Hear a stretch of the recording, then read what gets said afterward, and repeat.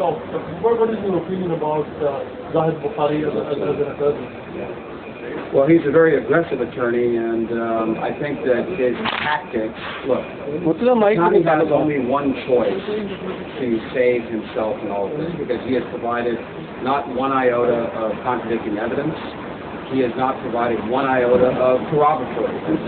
He basically refused to provide any evidence at all. And that means that he has no other choice but to find a way to try and question my credibility as a witness. And so I expect the cross-examination will go into all kinds of extraneous fields. We will not answer any of those questions, but they will try everything they can to take us off subject rather than answering the charge.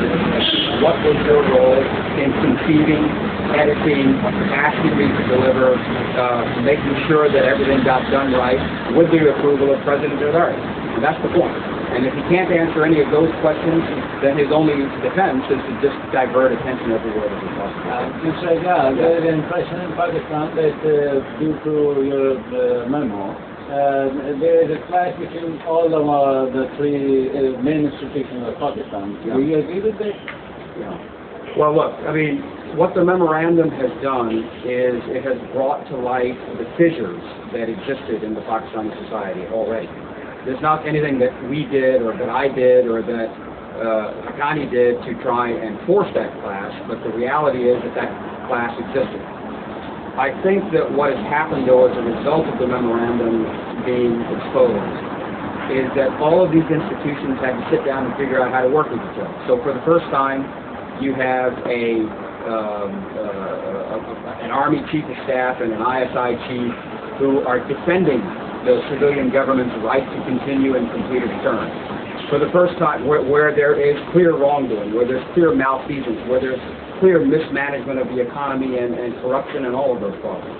For the first time, you have a Prime Minister who was essentially a rubber stamp for the President, standing up and having his own backbone. It's cost him a lot, and he's now probably going to be sacrificed as a result of this NRO case.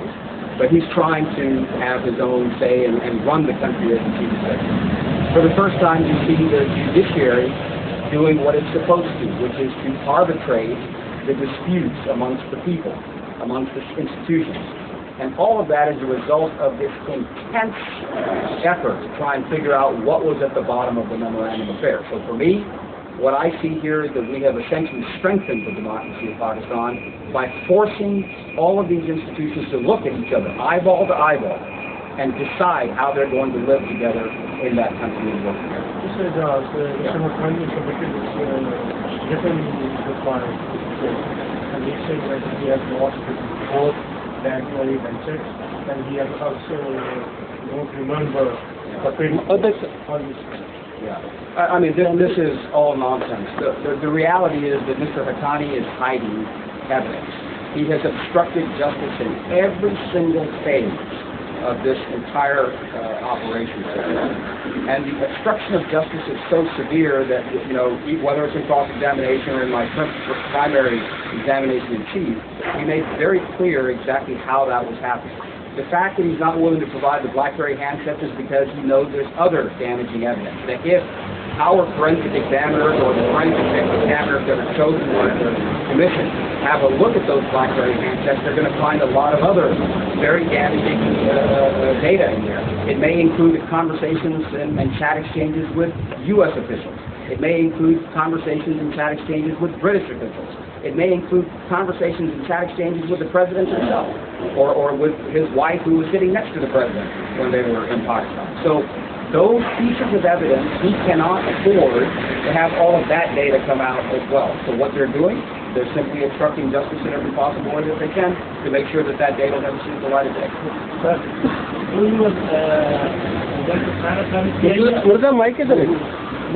I'm sorry? Yeah. Do you think Hassan Haqqani is Well, you know, I can't answer that question. You know, only Hussein Haqqani knows where his loyalties lie. All I will tell you is that Hussein Haqqani is sitting in Washington, D.C. He's not sitting in Pakistan. He's defending himself from the safe confines of the American government and the American public and the American soil, not from the soil of his own country. And I think that tells you volumes about where his real loyalty is. I think you have to ask him that question. That tells you volumes about where his real loyalty is. And what do you make of the fact that through the party you expose the existence of the raising classes, and not a single line of denial has come from the presidency or for that matter from the ISPR. And do you really think the President Ghazali has the advanced knowledge of the operation in Pakistan, Mr. Kamala, and you also believe that General Kiani and General Partner, if they had any kind of know how what was going to happen and at what level was the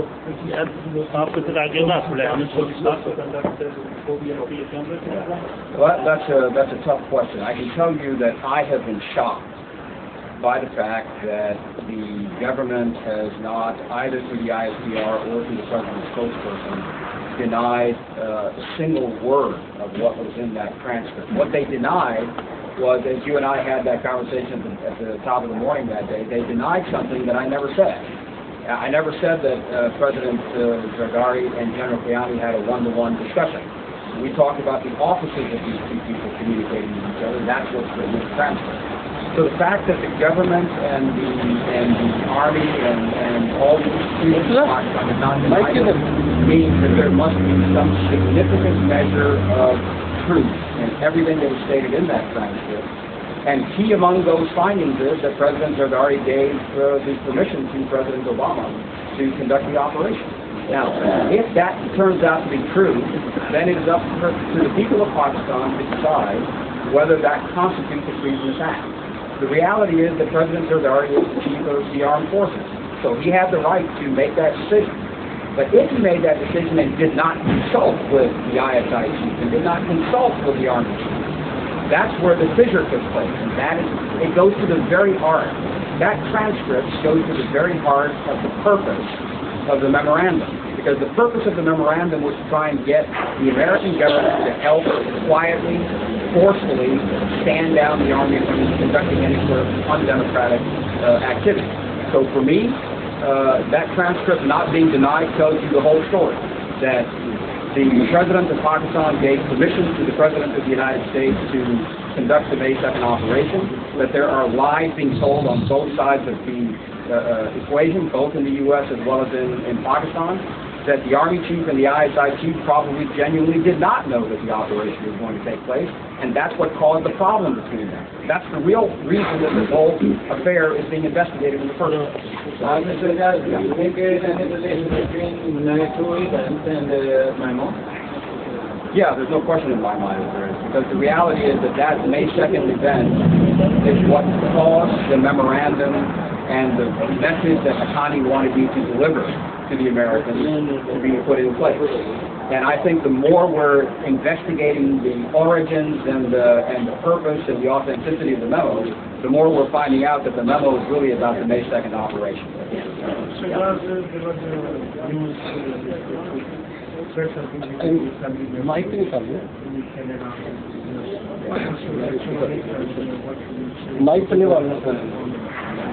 Well, I don't want to talk about anything to do with my family. My children are sacred. I really pray and please all of you to understand that I'm as much a family man as I am anything else. My eldest children are threatened in a very serious way, and we've now given the data to the authorities both in Canada and the United States. And I hope that these things will stop. I've been enduring threats from the very beginning of this process, and I'm happy to endure any threat at any point. Your Interior Minister has threatened me, other officials of your government have threatened me, but my children are off limits. And I think it's important that people understand that those kinds of threats. There's no way to go. I can't say that for sure. I can tell you that there's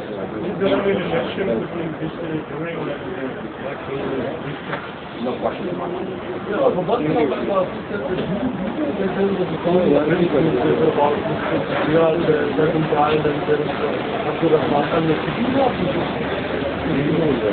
Are you referring to the one that was in the prison a few days ago with regard to the monies to Sarkozy? Yeah. So, yeah, I mean, my understanding is that Mr. Ziad Tekuddin was the principal architect of the money that allegedly had gone from Libya to the French president's campaign. I think it was but what I recall from all of the documents that I looked at and perusing some of my testimony, what I recall is that effectively the person who was appointed to manage a Luxembourg company by President Sarkozy back on the budget minister of France to handle some other payments that may have been had in the Augusta submarine deal, in which this other fellow that you mentioned, Al-Ashir, was President Zardari's sort of inside man of that deal. So I think that the fact that Tekuddin was in both the Libya corruption deal as well as the one back in 1995, there's probably a link there. And all this is found with because he had enough knowledge and he was involved in now lots of the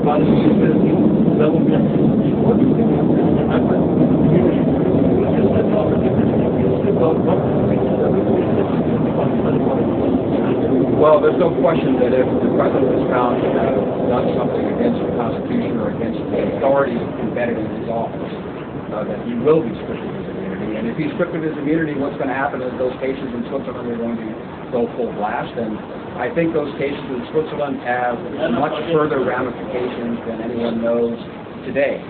They could very well be related to this issue in France. The question about the fact that the Augusta submarine commissions that came out are sitting in those Swiss bank accounts that have to be now unwound and the money has to be returned to Pakistan. So I think President Zardari has some very serious problems. He is facing shall we say, a den of snakes of his own making. They're his own snakes, and now he has to figure out how he wants to deal with them.